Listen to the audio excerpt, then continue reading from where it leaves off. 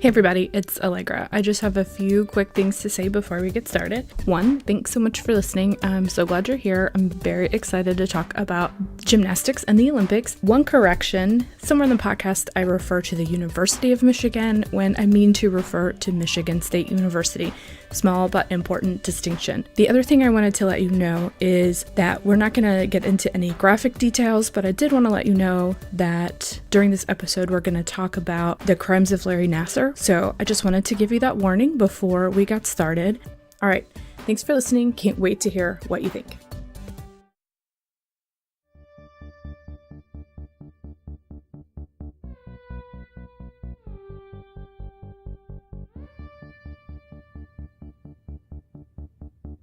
Welcome to this episode of Profess Hers, a podcast about movies, music, history, pop culture, current events, and literature, all discussed through the perspective of women's issues and feminism. I'm Allegra, and I am obsessed with the Olympics. Like, obsessed. Like, we have to have separate living rooms during the Olympics in my house because my husband could not care less. I'm Misty, and I'd probably be in the room with your husband. You don't like the Olympics? I don't watch the sports I don't care about. But there are so many sports I care about that I'm never out of things to watch. I'm not like one of those people who's going to watch Like you waking up at 3 a.m.? No, I don't do that. My mom does like curling, but no. But I like so many sports. Winter or summer games? Both, Misty. Oh, okay. All. I like the summer games. Everybody, I mean, summer's way more popular, for sure. Summer's way more popular. Yeah. And the winter games just look miserable. Well, there's something about the winter games that just...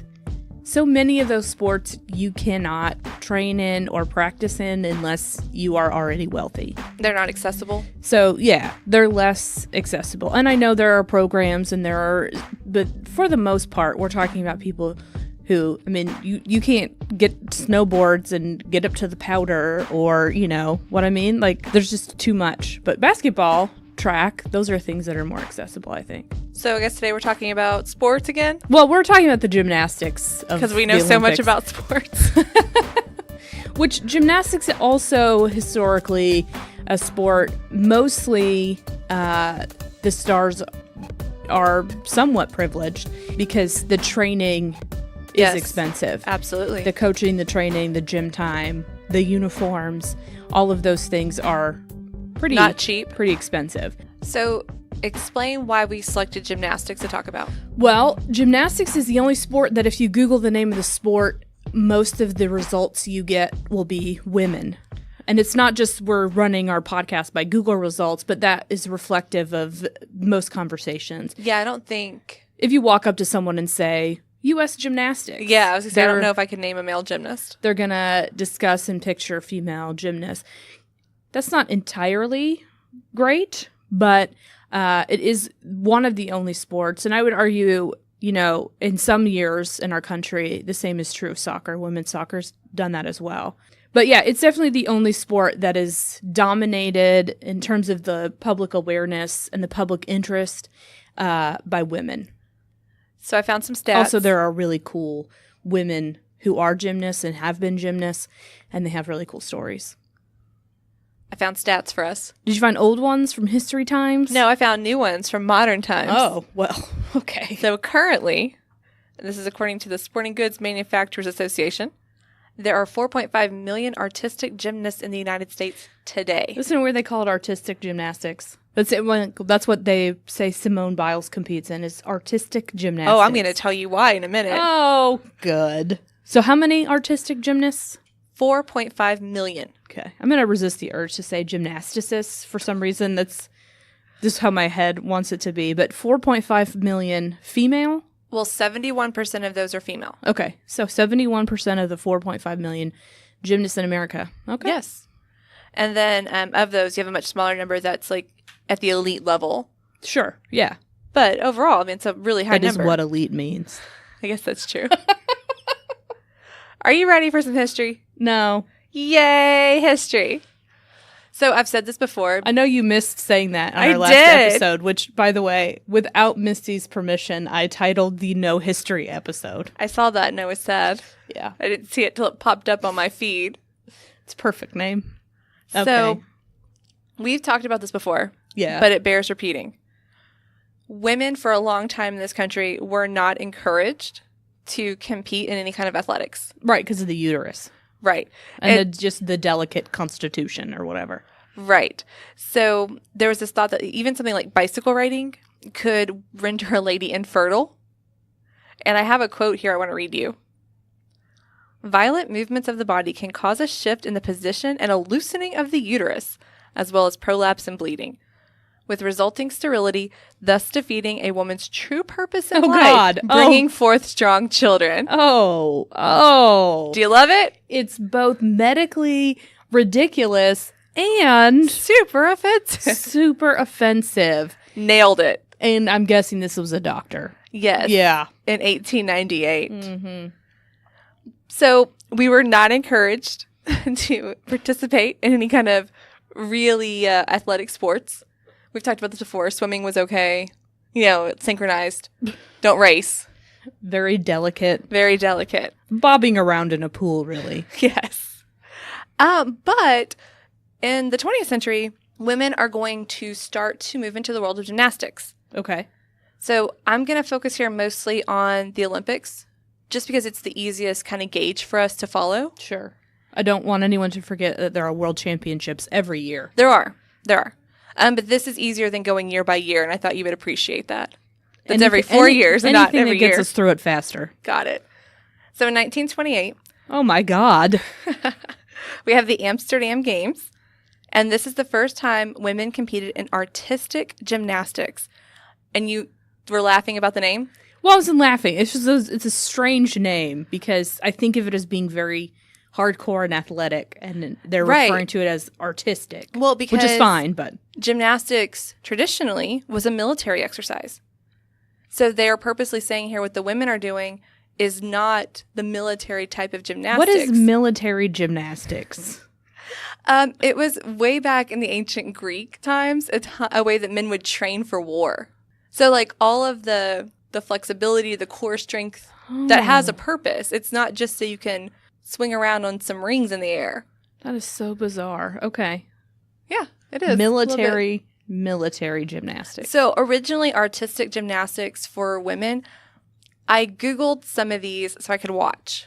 And the best... Did they have cameras in 1928? Oh my God, yes, they had cameras in 1928. I don't know. The best way I can describe this to you, it looks almost like synchronized swimming, but on land. Yeah.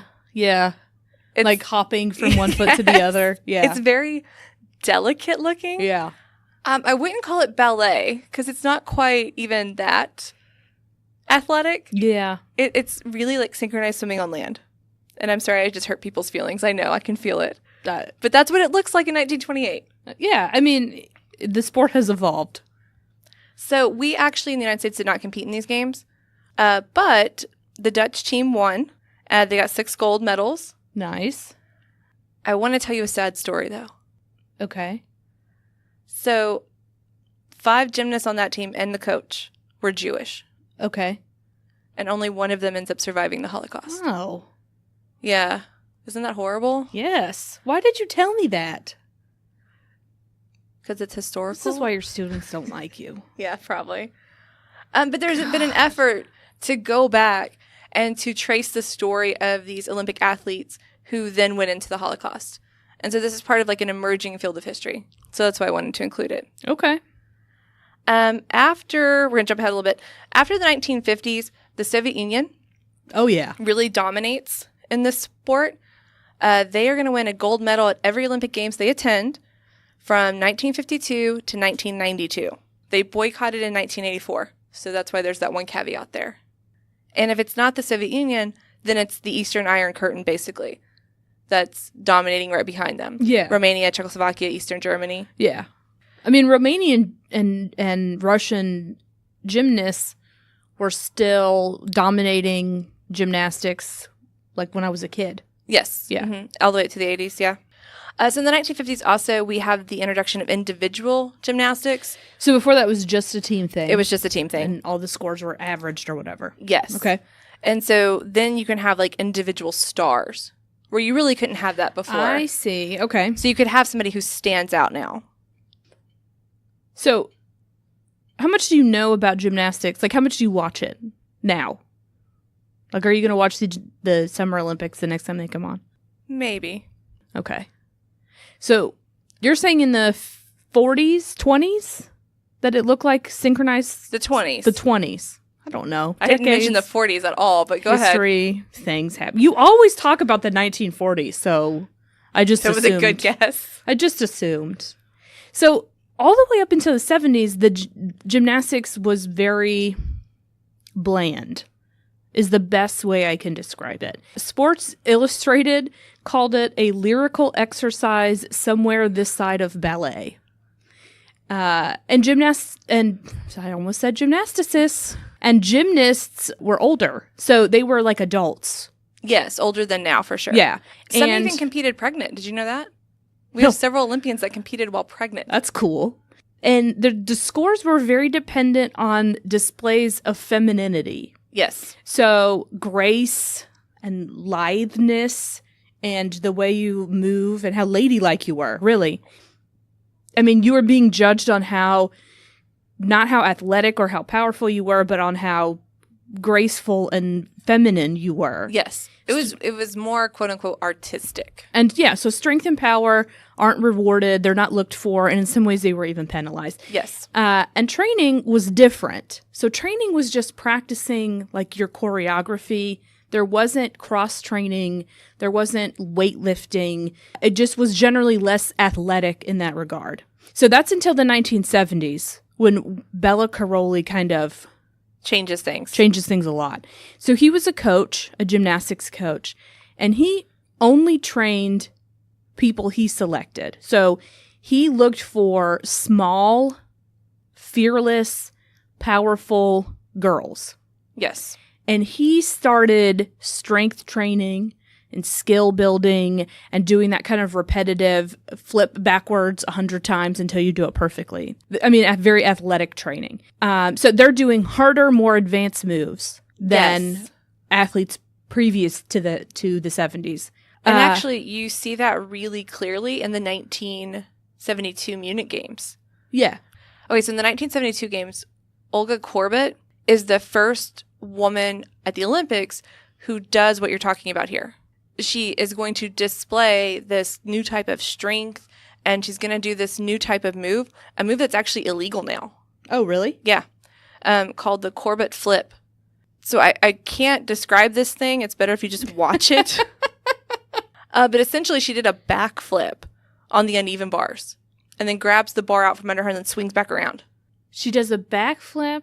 So, like, her head comes really close to hitting the bar, which is why it's illegal now. So, but many of the moves that you're talking about that now we just think of like, oh, that's what gymnastics is. Yeah. It's because of this new influence that's coming in. Yeah. So to do things that are technically and athletically more challenging. So in the 1980 Games, Nadia Comaneci, who is a Romanian gymnast, scores the first perfect 10. And she's one of Bella Caroli. Yes. And a writer in the 1970s watching her said, from a biomechanical viewpoint, this is hardly conceivable. And there were calls to ban the dangerous skills, so the flips and the more challenging skills that they were doing. A lot of people said we should ban this. And the reason she got a perfect 10 is the way the scoring worked. She was basically doing things that were so complicated and challenging that she was performing beyond the point system allowed. Right. The other reason that female gymnasts improved so measurably in the 1970s was the result of second wave feminism and Title IX. So they're better trained. In this country. Yes. They're better trained because they were able to start training formally as children, and they were able to train as students, and they were able to get more support, and their schools were more likely to have female gymnastics teams. So and they were putting money behind it. Yeah. So in the U.S., women could conceive of themselves as athletes and competitors and not just as, kind of gracefully, delicately prancing around. I'm going to say the other thing that changes in this country for us is in 1981 when Bella and his wife defect from Romania. Oh, yeah. So, but when they get here, there are already more advanced athletes because of all of these social movements from the 60s and 70s, advancing the sport. Yeah, they arrive like at the perfect time. Yeah, they're and capitalizing on all of that. Yeah, more skill, higher skill level, and just in terms of volume, more women competing. And so then Bella Caroli and his wife were able to arrive kind of at the perfect time to bank those changes. And when I say bank, I do mean bank. That man made a lot of money on these women. Yes. Yes, he did. So in 1984, we have the LA Games. Yeah. And if you know nothing else about the games, what you should probably know is that Moscow was boycotting because it was in the United States. That's another reason it's perfect timing. Yes. So the United States had boycotted the 1980 games because they were in Moscow. So now the Soviet Union is boycotting us. I mean, the Olympics is really all about politics. So it makes sense. It's not all about politics. From a historical point of view. Don't ruin I'm not ruining the majesty of the Olympics by saying it's all about politics. It's a lot about politics. But I will tell you that the Carolis were ruthless. Oh, absolutely. So Mary Lou Retton says that they used to search her gym bag to see if she had any snacks. Yes. And they were very strict about food, about weight. Yes. And about practice. Absolutely. And some people knew that. Especially starting in the 90s, I think a lot of people knew that about them, but it was a stark difference. But it was an insulated group in the 80s, right? Like, while we had that new training and new programs, they were still new. Yeah. So there wasn't as much light shown on them as there's going to be later. Yeah. So Mary Lou Retton is 16 in the 1984 games, and this is where she wins gold. What a tightly wrapped package of explosive. Mary Lou Retton. All the time and effort away from the family. Mom and Dad, it was all worth it. Another 10. They gave her a 10 on the second one, too. Nice. But definitely by the 90s, people start to recognize that gymnastics, especially in the U.S., has become kind of warped. There are rampant eating disorders. The coaches are bullies more than they are coaches in some cases. And the injuries, because of what the girls and women are doing, become way more devastating. They're almost kind of disturbing stories because male coaches, male choreographers, male managers have basically unregulated authority over the young women. Dawn Peters, who's the coach of the 1984 Olympic gymnastics team, was banned by USA Gymnastics in 2011 after being accused of sexual abuse by some of the athletes that he'd trained. So the statute of limitations had expired by the time he was accused. Which is why he wasn't criminally prosecuted. Right, but he was banned. Dominique Moceanu, the youngest member of the 96 Olympic team, said that once she joined Bella Caroli's gym, this is a quote, there was certainly a lot of negativity, a lot of humiliation, a lot of criticism, and that started to affect her self-esteem. So the sport, you're going to notice in the 90s, USA Gymnastics gets a lot more gold medals, a lot more notoriety in Worlds and in the Olympics.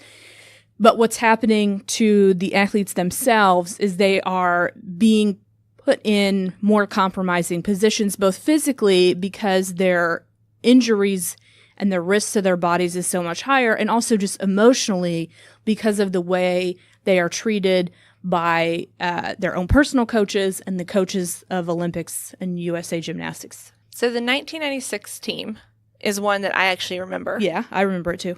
So the Olympic team for women's gymnastics was known as the Magnificent Seven. Yeah. So we have Shannon Miller, Dominique Moceanu, Dominique Dawes, Kerri Strug, Amy Chow, Amanda Borden, and JC Phelps. Yep. What's the moment you remember from watching this? The broken foot thing? Yeah, right? That's one I remember too. Yeah. So the U.S. pretty much was guaranteed to get gold mathematically. Yeah. Because some of your score comes on how complicated and how many moves you have in your routine. So, yeah, I mean, mathematically, you can sometimes know that a team is going to dominate. All she had to do was basically hit the landing. Who, Kerri? Yes. Yeah. To not get the deduction on that, and then they were going to win gold. So she does the first attempt at the vault, and you can see, if you watch the video, I don't want to watch it. She slips and definitely is hurt. Yeah. Gets up, does the whole thing again, lands it, takes the bow, and then immediately drops to her knees. And she was pretty seriously injured. Yeah. But we won gold. Yeah. Do you remember her priorities, I guess. Priorities. The other really famous image from that games is Crowley carrying her to accept her gold medal. Yeah. And that's an iconic image I think most people have in their minds. Yeah, and that's where people get the impression of him that he was like this nice, like like a father paternal teddy bear of a man, because he did dote on them, especially in competition, and he has this famous image of carrying her, and I think maybe he was crying at one point, either right after she landed or when he's carrying her. He definitely got, and I mean, my impression of him in the 90s, I mean, my family has always been obsessed with Olympics, and so we always watched it. My impression of him in the 90s was he was just like the nicest man, which of course is not necessarily true, and not the impression that a lot of people, other people share who were intimately familiar. And of course, he eventually gets pushed out of USA Gymnastics entirely. And then his wife gets his job. I think this is the first time that an African-American gymnast gets a medal. Absolutely it is. It's the 1996 game. That's yes. Dominique Dawes. Yes. And that was a really big deal. And also Amy Chow's on this team. So the American team was fairly diverse, especially absolutely. for it being 1996. Yeah, absolutely. So since the 90s, which is when, we remember, we visually remember, I remember Shannon Miller competing. I remember Kerri Strug. I definitely remember Dominique Dawes. Since then, we still are keeping a kind of relentless pace of innovation. Yes. They're doing higher moves, more complicated releases and landings, full twists. And so it's kind of dramatically, again, reshaped gymnastics between the 90s and now. It's increasingly dangerous. Yes. It's increasingly demanding. And now if you watch it, it is what they said in the 70s, hardly conceivable. I mean, in the 70s, they were like, women can jump and lift their bodies off the ground. Can you imagine somebody showing up to the Olympics and doing a 1970s routine?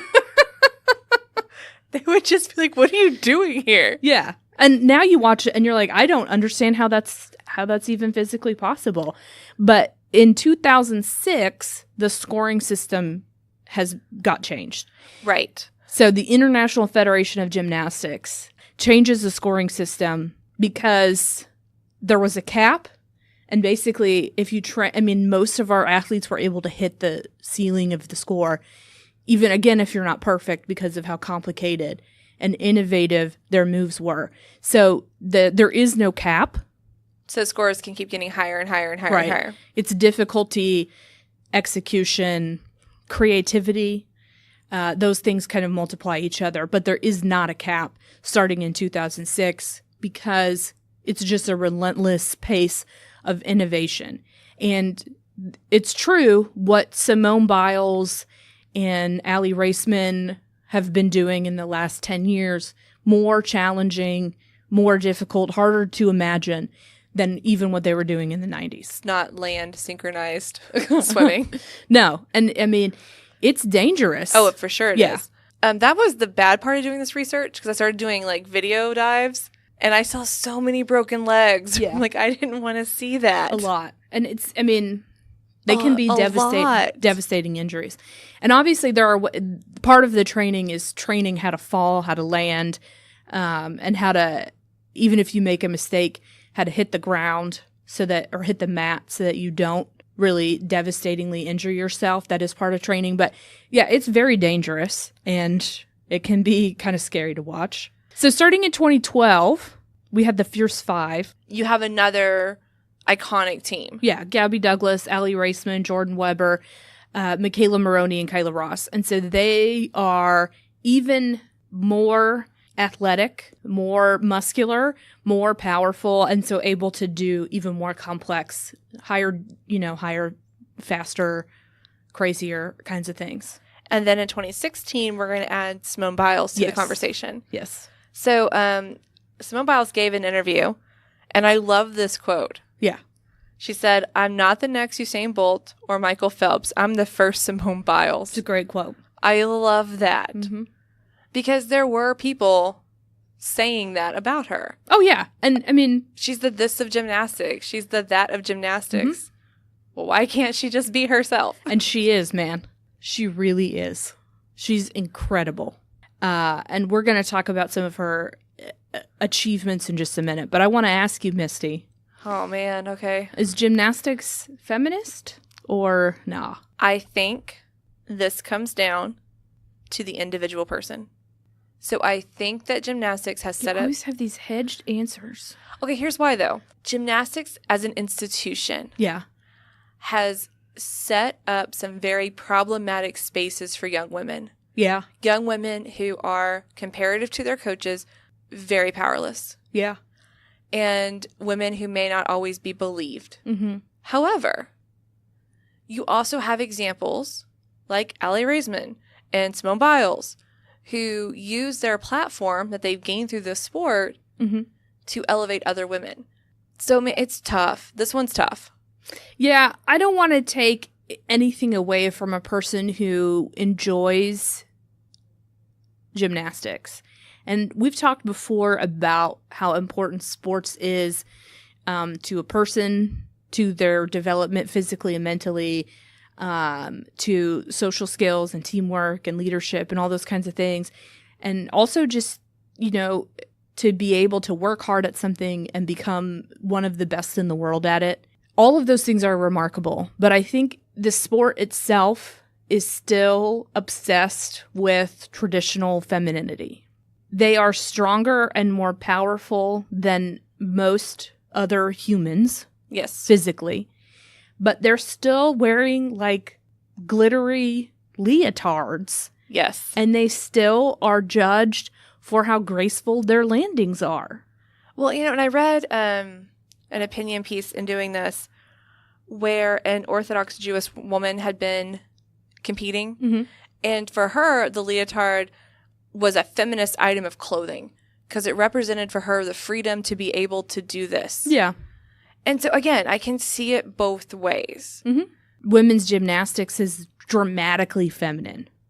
It's physically demanding, but we still are holding on to ideas about what women should look like and how women should behave.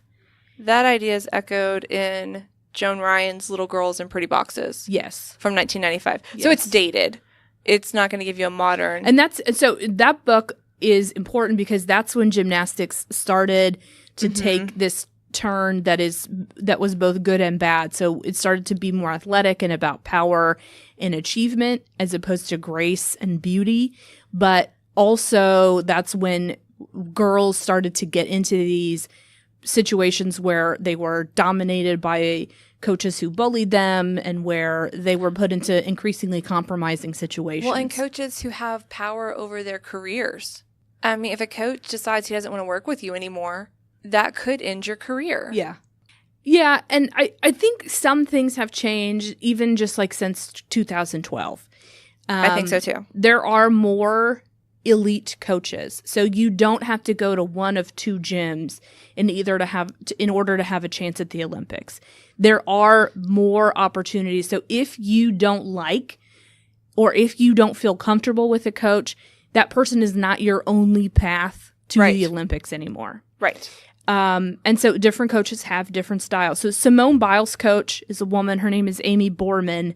And she said she knew basically from the beginning that Simone needed to enjoy herself as well as push herself. Right. Which is a dramatic turn from the way Bella Caroli was coaching girls in the 90s. Well, and just the fact that we have now female coaches. Yes. Is a huge shift. Yeah. But I think some of this comes from shining a light on it, right? The more you bring it out into the sunlight, the more you're able to really investigate what's going on. And unfortunately, what they've had to do is the athletes themselves have had to shine those flashlights in a lot of cases. It's just, I said sunlight, but that's okay. You said flashlight, but that's okay. Sure, it's the same thing. Not at all, but that's okay. So solar flashlight? Solar flashlight. I think that's what that means. But yeah, I mean, it's the girls and the women, it's the athletes themselves calling for reform and change to emotional and physical abuse, to emotional and physical danger that the athletes find themselves in. And so, I mean, if you watch it, if you listen to Simone Biles talk about it, and you watch what she can do, it feels like it's very feminist. She is extremely powerful. She's being celebrated for being herself, achievement and hard work. She's being, celebrated for following her own dreams. And what she's doing is absolutely extraordinary. At some points, there would be times where I would be on beam and I would look to Cecile and I'd be like, I don't know what my purpose is here. I don't know why I'm here. I feel like I'm being forced to do this by myself and by other people, so I really had to find my purpose for it and really make sure I was doing it because I wanted to. And I definitely found that. And she's not just good at one of the gymnastics skills. She's good at all of them. Right, she's like an all-around. But I don't know. I mean, if you watch it and you feel it and you listen to her, it feels very feminist. I think it's the institution that we have to question. Not the sport itself, but the institutions of the sport. Yeah, so there are several institutions involved. The Olympic Committee. Yes. USA Gymnastics. And then if these girls were collegiate athletes, then those schools or those athletic departments in those schools. Yeah. One of the things, Simone, that we've been following kind of in the news here is that the U.S. Olympic Committee decided to strip all the power away from USA Gymnastics. You and Allie are both sort of faces of gymnastics. Do you figure, like, in your mind, how this whole thing ends up getting resolved? I definitely think they need to take initiative, but I think it's a start in the right direction. But obviously, one of the reasons that gymnastics has been in the public discussion recently is because we have these amazing, powerful gymnasts. Right, who've become superstars. The other reason is these amazing, powerful gymnasts have made sure the world knew that they were being mistreated. Yes. In January of 2018, Allie Raceman and 155 other women testified against Larry Nassar, sharing stories of physical and sexual abuse at the hands of him. And he was the official USA Gymnastics physician. My favorite quote is from Allie Raceman, and she says, testifying against him, "Imagine feeling like you have no power and no voice. Well, you know what, Larry? I have both power and voice, and I am only beginning to just use them." I think one of the really troubling parts of this story is that there are accusations going back to 1994 against him. Yeah. And even though those abuse allegations are credible and continue, it did not prevent him from continuing on with the gymnastics team. You would think an accusation like that, if credible, should put a stop to using him as the team doctor. Right. But we see that is not what happened. No, it's not. And there are people who have been at the University of Michigan since the 90s. Yes. Who received these allegations from athletes who basically said he would never do anything inappropriate. Yeah, you have... I've known him for a really long time, and he would never do anything inappropriate. And so for decades, I mean, there are accusations, credible accusations from before our current gymnasts were born. Mm-hmm. And they were dismissed because everybody knew Larry, right? And so it couldn't have been what you thought it was, is really the way it was kind of dismissed. Well, what I've read says that over the course of 20 years, there was consistent abuse, and that girls and women were reporting the abuse to parents, coaches that they had in other sports. So not just their gymnastics coaches, but if they also ran track or played softball, they told those coaches. They told university police. They told city police. They told doctors. They told psychiatrists. They told people who worked at the university in administration. They told USA Gymnastics. They told each other. Reports were written, things were recommended. It's not that there was a long-standing silence. No, there's not. It's that the institution refused to act on it. And it is, I mean, even though this happened at a university. Not all of it did, though. Right. But what I'm saying is gymnastics itself, in some ways, is monolithic. So even though what's happening to you is happening at Michigan State University, it's still related to and associated with USA Gymnastics. And what he did kind of defies all logic and reasoning. But for decades, people just ignored what they were being told because he fooled everyone. Well, not everyone.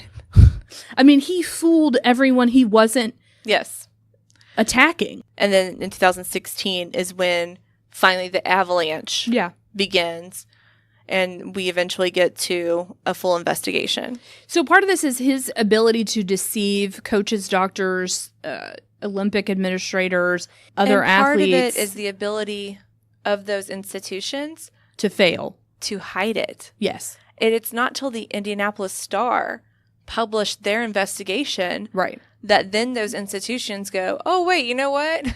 We should do something about this. We have a PR problem.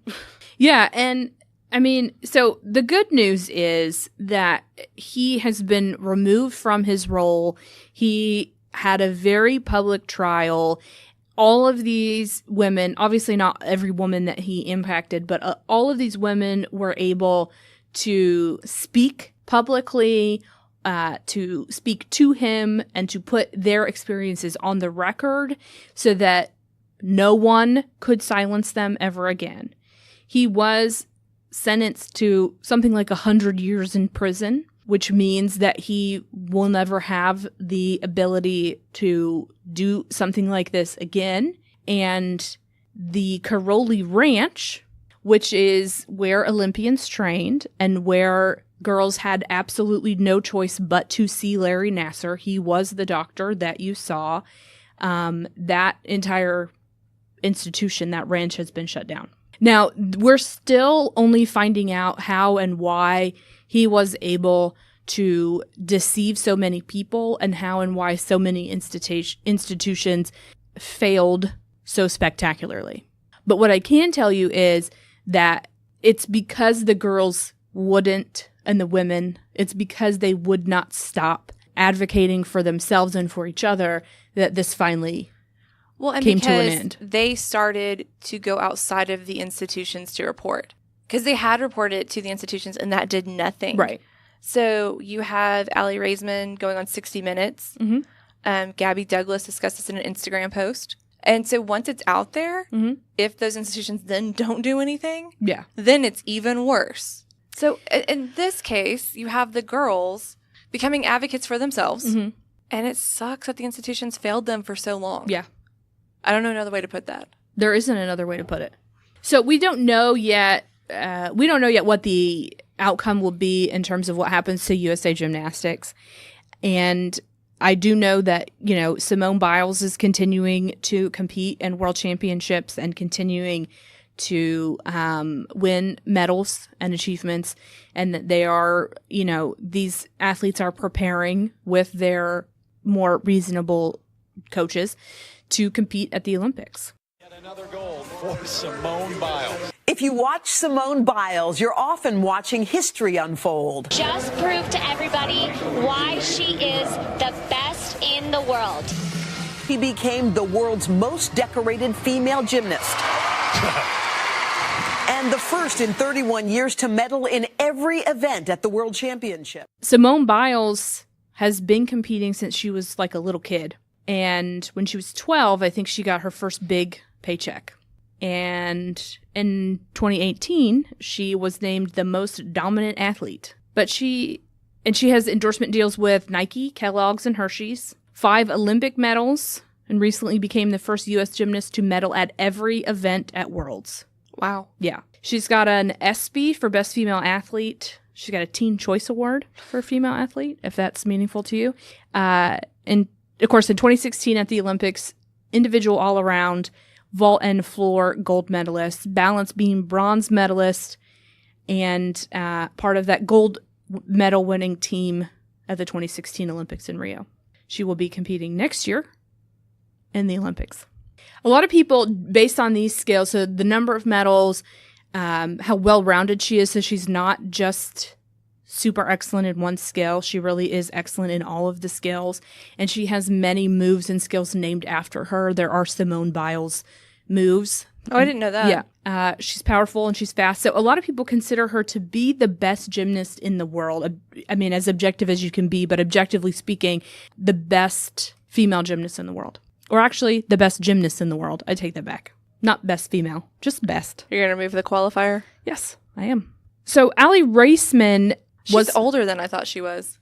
Yeah, I mean, Allie Raceman competed in the 2012 Olympics. And Simone Biles was too young to compete in those Olympics. Yeah.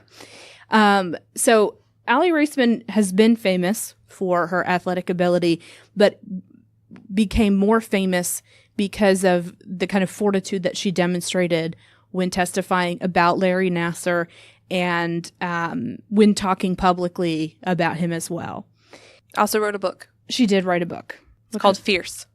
It's called Fierce? Fierce, How Competing for Myself Changed Everything. Oh, that's a great title. It's a great title. Yeah. So obviously she, as we said, she delivered a kind of very awe-inspiring testimony. Her testimony at his trial was 13 minutes long. And she has identified herself as an advocate for victims of sexual abuse and kind of a champion for survivors. She's also, obviously an accomplished gymnast, right? Winning gold medals at Worlds and the Olympics. But Allie Raceman, for the second time, posed in 2018 for the Sports Illustrated swimsuit edition. Now, I know what many of you are thinking. That's still a thing, but it is. And so some people now argue that she can't be a credible feminist advocate if she's also posing for the sexy swimsuit edition of Sports Illustrated magazine. This is a question that many people have asked. I think, as we say over and over and over and over again, it is about choice. Sure, but her choice was to appear in and therefore support or endorse in some way a very sexist, very heteronormative, very objectifying publication. Yes, but I believe in that policing women's choices and policing women's bodies is wrong. Okay. Therefore, it is not on me to tell you what you can or cannot do with your body. Sure. Barring that nobody is being hurt. Sure. And so if she finds empowerment in doing this and she's using it as a platform, I'm okay with it. Do you think the outcome of her doing it was empowering to other people? I think it depends. It just does. I mean, honestly, her pictures, I would have no problem showing them to my daughter. None whatsoever. Well, I mean, it's not scandalous. No, it's not. Again, those women are making a choice. Yeah. Are we going to tell women that they can't? I'm not telling women they can or can't anything. I feel like this is where feminism gets in trouble, right? When you're trying to determine who's a good feminist, who's a bad feminist, who is living up to feminist ideals and who is not, you open the door to a bunch of different things where we don't have to. Am I going to go buy the Sports Illustrated edition? Nope, not at all. If somebody else wants to buy it, great, go for it. It doesn't affect as much as maybe some people want it to. Okay. You disagree? I don't know how I feel about it, man. I definitely don't. I would never say she can't or she shouldn't. She's an adult and she wants to, she can. If she enjoys it and finds it empowering, then I am happy for her and I celebrate her decision. But I also think that it's a really terrible publication. I think its only purpose is to, in terms of why it exists, I think its primary purpose is to objectify women and to make money by selling their bodies. And I think to endorse it is corrosive to an empowering message. I don't have a problem with anybody who chooses to be in the magazine. I don't have a problem with sex workers. I don't have a problem with anybody. Because I agree with you, it's about individual choices and adult consent. But I think the Sports Illustrated edition does not come into my life. And therefore it doesn't come into my life either. It's just not one of those things that I can get worked up about.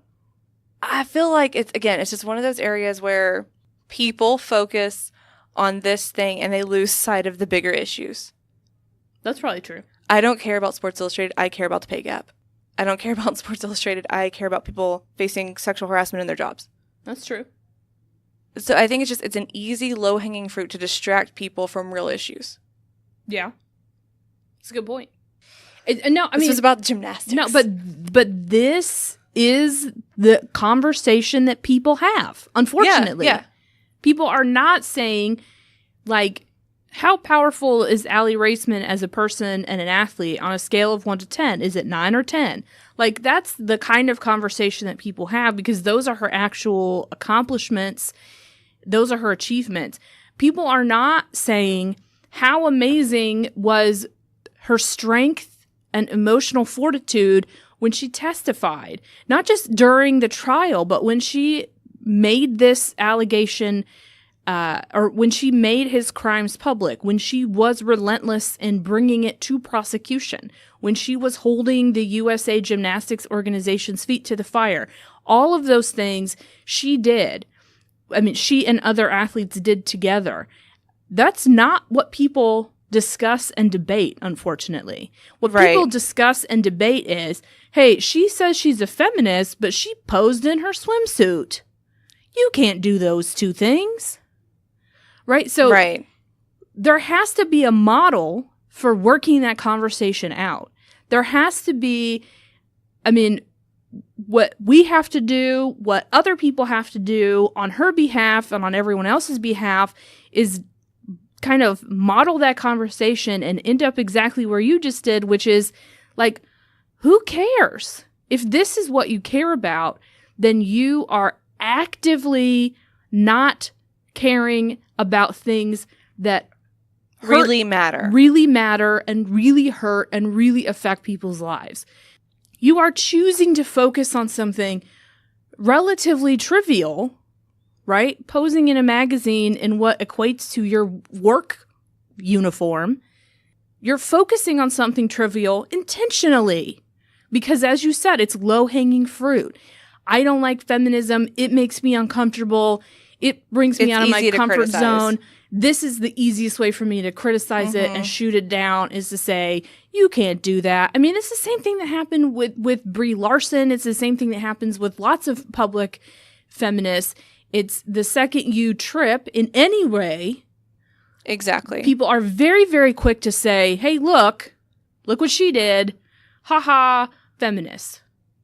Right? Exactly. So I think it's the conversation that people need to have. Like, celebrate and discuss what women do intentionally, like what their accomplishments are, not what they look like, not what they're posing in, not how they do their hair, not whether they have, a line of makeup. Like, these things are little and trivial and small. What they're talking about is decades of physical and sexual and mental, emotional abuse. Right.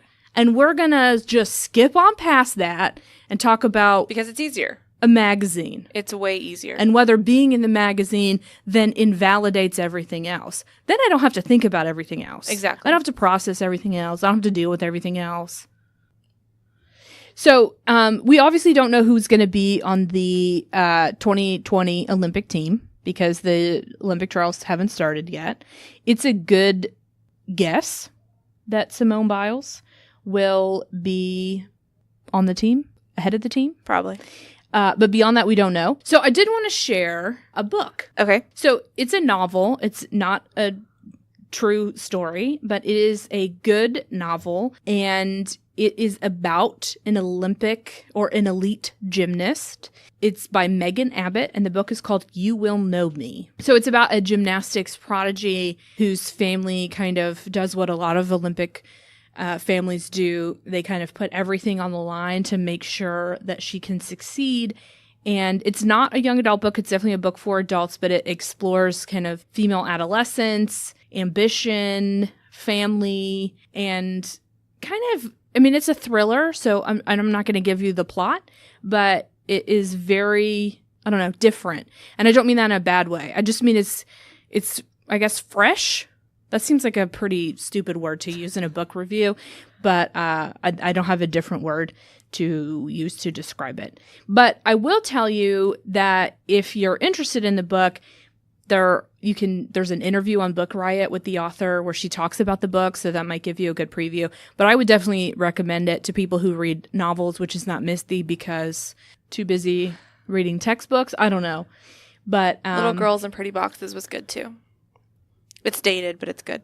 So you're going to recommend the nonfiction? I'm going to recommend the nonfiction. And also, I might now go pick up Allie Raisman's book because that looks interesting too. And what did you say Simone Biles' book was called? The Courage to Soar. That's cool. It came out in 2016. Well, I mean, that was the Olympic year. So yeah, it just they're trying to bank it. Raisman's book came out in 2017. So are you going to watch the Olympics next year? If it's convenient. If it's convenient. Of course it's convenient. It's on like 12 channels, 24 hours a day for like 2 weeks. I'm not getting up at like 2 a.m. I didn't tell you. They put gymnastics in prime time on Wednesdays and Thursdays usually. You know the days. Then I might watch it. That's because that's what prime time is. Like 7 p.m. Thursday. It's gymnastics. I might do that. What's your favorite gymnastics sport? You're going to laugh at me. Probably.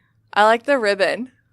I don't even think that's a thing anymore. Is it not? I don't think so. It's really cool, though. I mean, the floor routine is still a thing where they do like do the tumbling. Not do the ribbons, though? No. Oh, I like the ribbons. I don't think so. They definitely still do the floor and the tumbling and the flips and the splits and you have to stay inside the box. The uneven bars are cool to watch, too. The uneven bars are crazy cool. It just looks so scary. You know what I don't like watching is men's gymnastics. Why? I don't know. It's not as... You're not invested. That's the problem. It's just not as... I mean, obviously they do similar things. They don't do exactly the same things. Like they have parallel bars.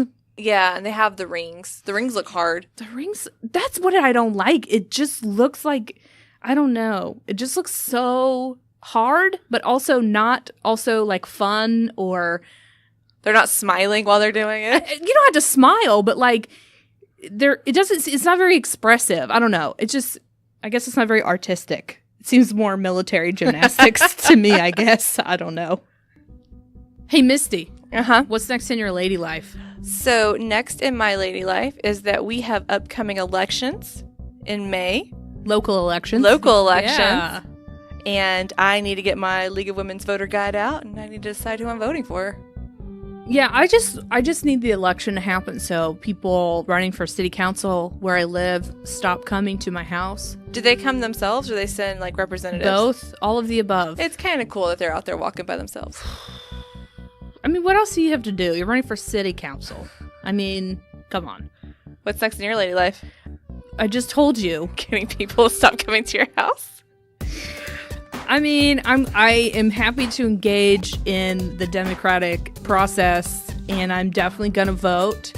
But I just wish maybe instead of like a sign with the candidate's name on it, I can put like a sign that says I promise I'm gonna vote. You don't have to keep coming here. You could just make your own sign. I promise I'm going to vote. You don't have to keep coming here every week and reminding me when to vote. You don't have to give me any more pamphlets or door hangers. I'm good. I know what I'm going to vote for. Yeah, I got my new voter card in the mail the other day. It was really exciting because we changed addresses, so now I'm ready. I keep it in my car for emergency voting. It really does not take a lot to excite you. It really does. Did you say you keep it in your car for emergencies? For emergency voting. Like, I got to swoop in and vote. In case there's an election I wasn't aware of. I'm ready. So you can vote early and often? As often as they let me. Which is one time, because we don't joke about elections fraud. Thank you for listening to this episode of Profess Hers, our podcast about seeing movies, culture, and history through our lady eyes. I'm Misty, and I love ribbon dancing. And I'm Allegra, and I watch vaults through split fingers, wincing, very terrified that someone's going to fall and hurt themselves. I'm still traumatized from the 90s, I guess. We'd love to hear what you thought about today's episode, what you'd like us to discuss in future episodes, or how great you think we are. Pretty great, but not as great as Simone Biles. True. How could we be? True. To connect with us, you can follow us on Twitter at ProfessHers, ProfessHers, or by email, same address, professhers@gmail.com. We're also on Facebook and Instagram. Thank you to everyone who's been listening, commenting, liking, and reviewing our podcast. Please keep doing all those things, and we hope you recommend our podcast to a friend. And remember, riots, not diets. We don't have Christina going, yay!